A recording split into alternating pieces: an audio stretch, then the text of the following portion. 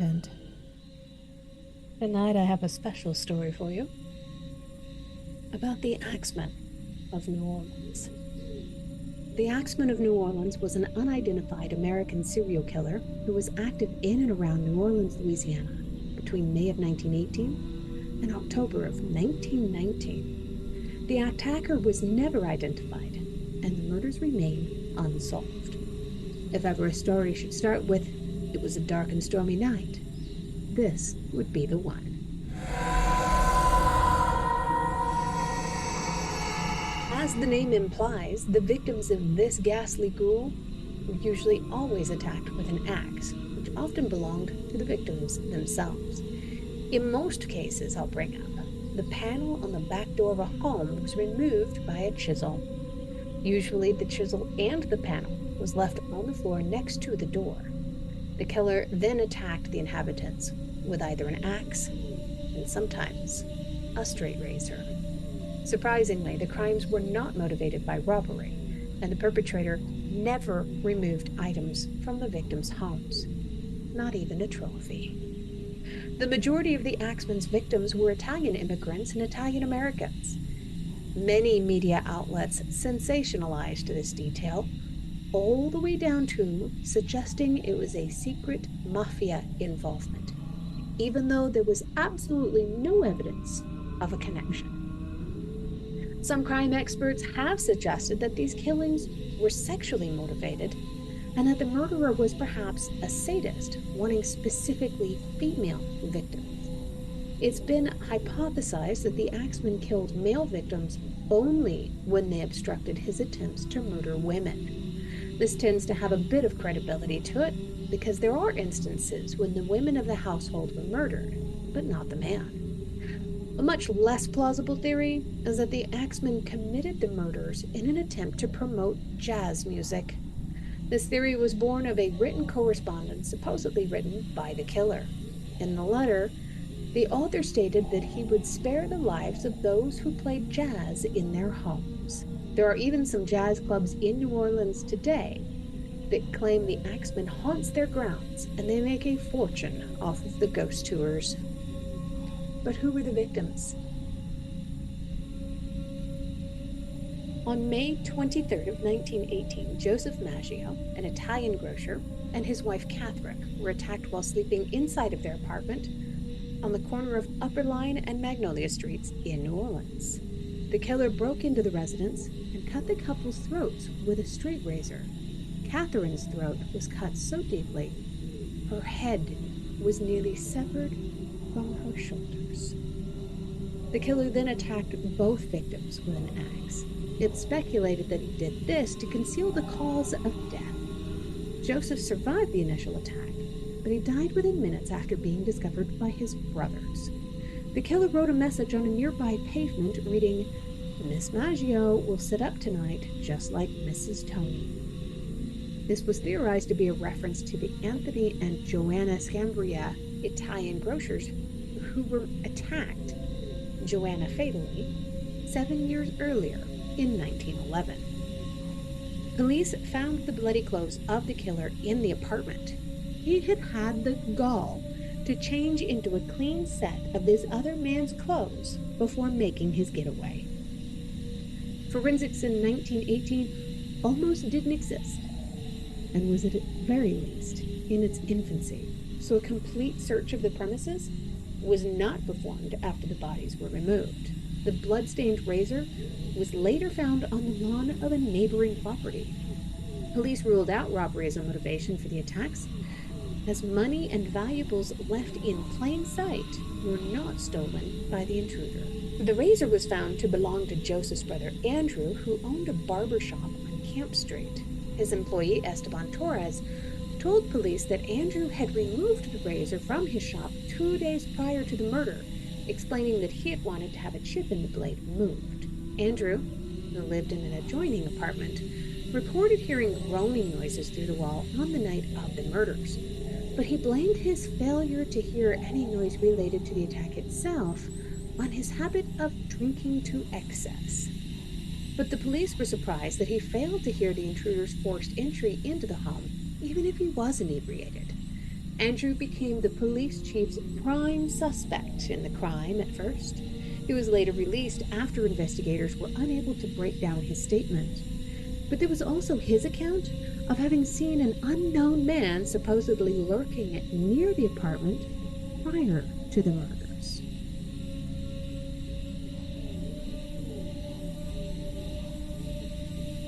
A little over a month later, during the early morning hours of June 27, 1918, Louis Bessemer and his mistress Harriet Lowe were attacked in private quarters at the back of Bessemer's grocery. Bessemer was struck with a hatchet above his right temple.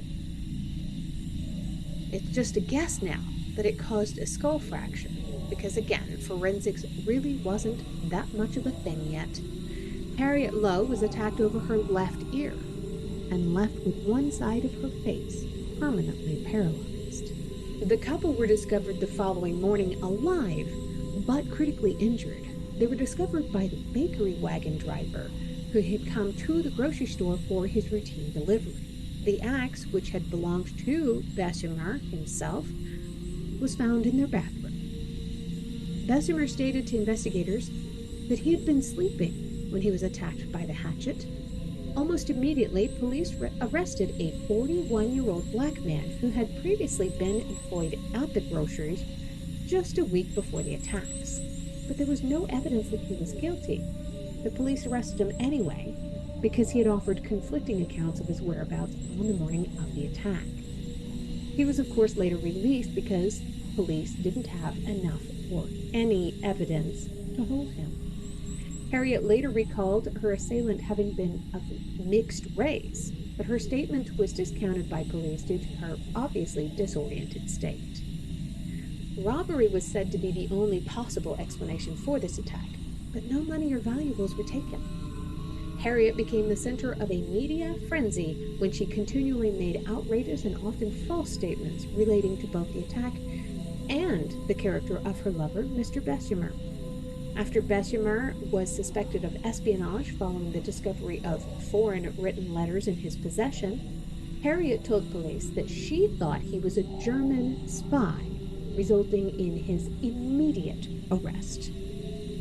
So World War I was happening at this time. World War I was from July of 1914 to November of 1918, and this was in June of 1918. So not only was there a lot of German hatred on the rise, but this woman wanted her 15 minutes of fame.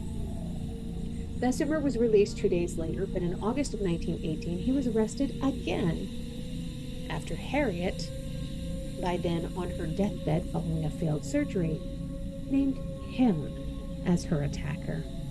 This poor guy was charged with murder and served 9 months in prison before being acquitted on May 1st of 1919 after a 10-minute jury deliberation. But can we really blame Harriet? Obviously, there was a lot of brain damage going on.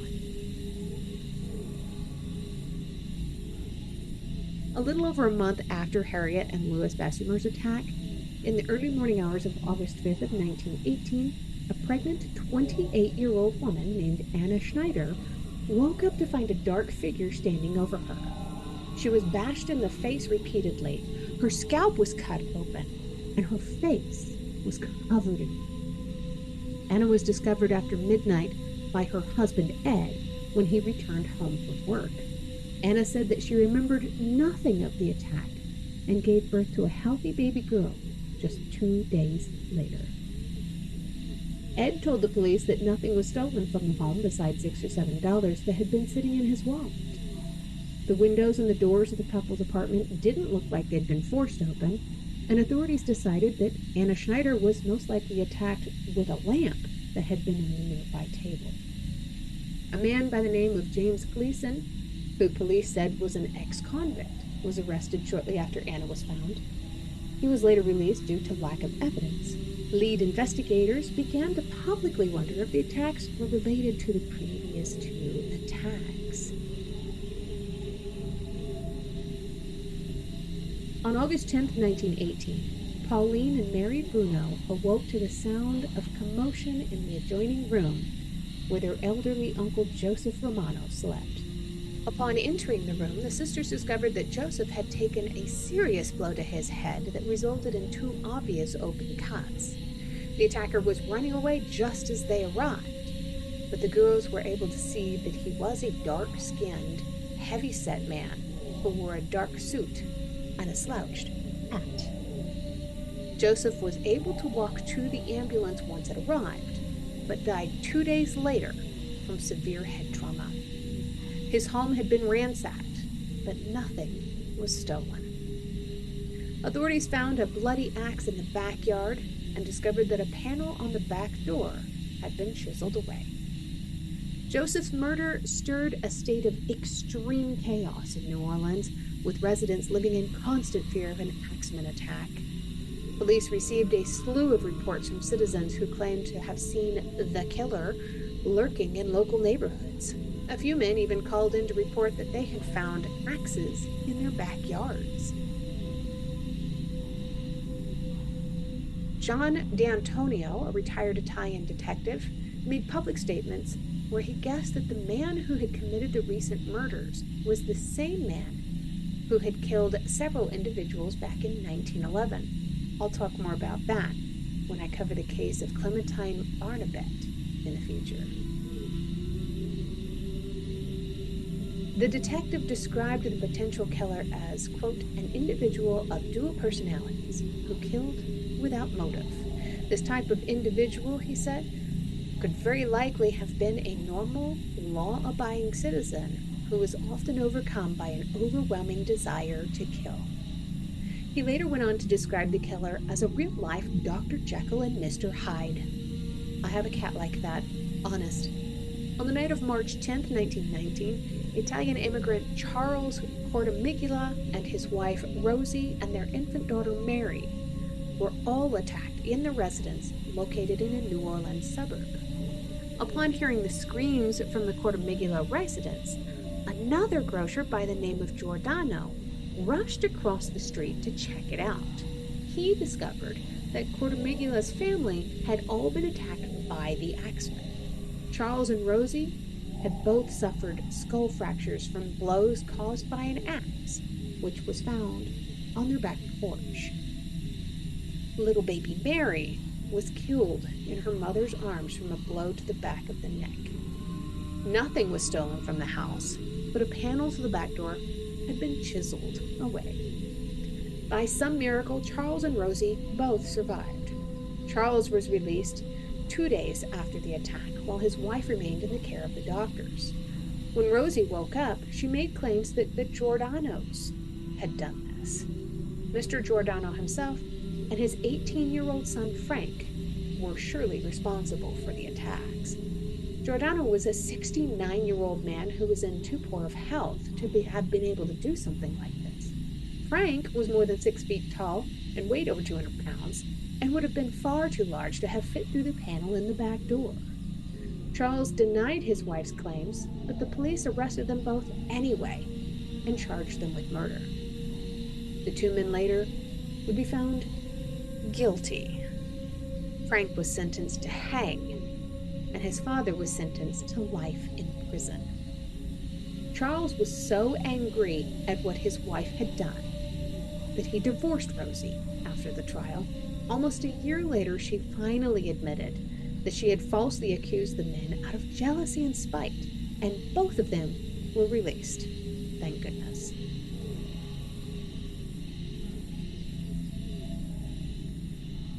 On March 13th of 1919, a letter purporting to be from the Axeman was published in newspapers, saying that he would kill again at 15 minutes past midnight on the night of March 19th, but he would spare the occupants of any place where jazz bands were playing. That night, all of the city's dance halls were filled to capacity, and professional amateur bands played at jazz parties at hundreds of houses around town. There were no murders that night, but the legitimacy of the letter's origin has never been proven. Stick around to the end, and I'll even read the letter. On August 10th of 1919, a grocer named Steve Bocca was attacked as he slept in his bedroom. The attacker was an axe-wielding maniac. Steve awoke during the night to find a dark figure looming over his bed. He was hit so hard he lost consciousness. But once he woke up, Steve ran into the street to investigate. That was when he found that his head had been cracked open. He then ran to the home of his neighbor Frank, where he lost consciousness and collapsed. Nothing had been taken from the home, but a panel on the back door of the home had been chiseled away. Steve recovered from his injuries, but could not remember any details of the attack. On the night of September 3rd, 1919, Sarah Lauman was attacked in her apartment. Neighbors had come to check on the young woman who lived alone and broke into the home when she didn't answer their knocking. They found the young 19-year-old lying unconscious on her bed. She had a severe head injury and was missing several teeth. The intruder had entered the apartment through an open window and attacked Lauman with a blunt object. A bloody axe was discovered on the front lawn of the building. Lauman recovered from her injuries, but she couldn't recall any details from the attack, and nothing was taken from her home. On the night of October 27th of 1919, the wife of a man named Mike Pepitone was woken up by the noise and arrived at the door of her husband's bedroom just as a large axe-wielding man was running off. Her husband had been struck in the head and was covered in his own blood. Blood spatter covered the majority of the room. Mike's wife was unable to describe any characteristics of the killer other than large. But she was the mother of 6 children, so it's often speculated that she refused to give any further description for fear that the Axeman might come back and take out revenge on her kids. The Mike Pepitone murder was the last of the alleged Axeman attacks. The Axeman was never caught or identified, and his crime spree stopped as mysteriously as it had started. The murderer's identity remains unknown.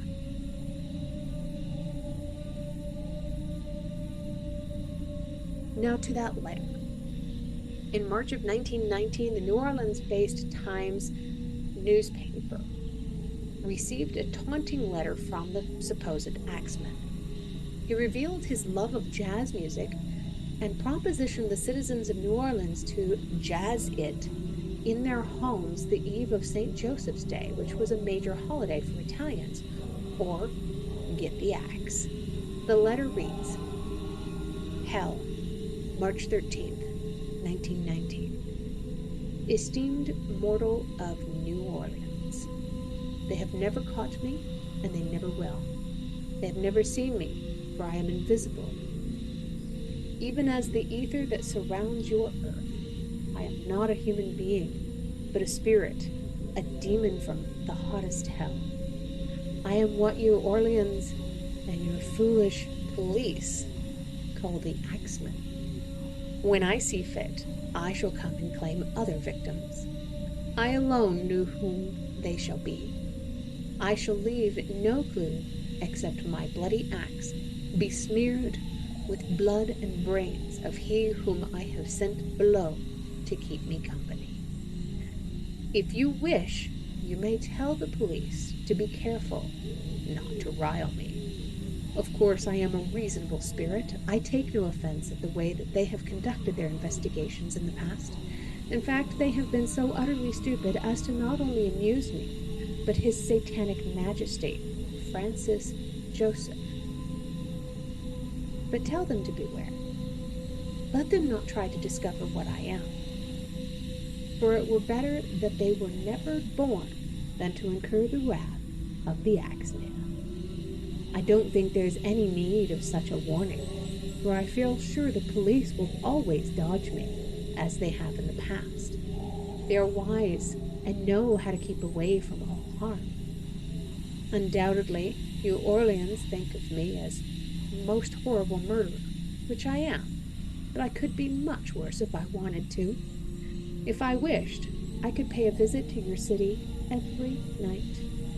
At will, I could slay thousands of your best citizens, and the worst, for I am in close relationship with the Angel of Death. Now, to be exact, at 12:15 earthly time on next Tuesday night, I'm going to pass over New Orleans. In my infinite mercy, I'm going to make a little proposition to you people. Here it is. I am very fond of jazz music, and I swear by all the devils in nether regions that every person shall be spared in whose home a jazz band is in full swing at the time that I have just mentioned. If everyone has a jazz band going, well then, so much the better for you people. One thing is certain, and that is that some of your people who do not jazz it out on that specific Tuesday night, if there be any, will get the axe. Well, as I am cold and crave the warmth of my native Tartarus, and it is about time I leave your earthly home, I will cease my discourse, hoping that thou wilt publish this, that it may go well with thee. I have been, am, and will be the worst spirit that ever existed, either in fact or realm of fantasy. Signed, the Axeman.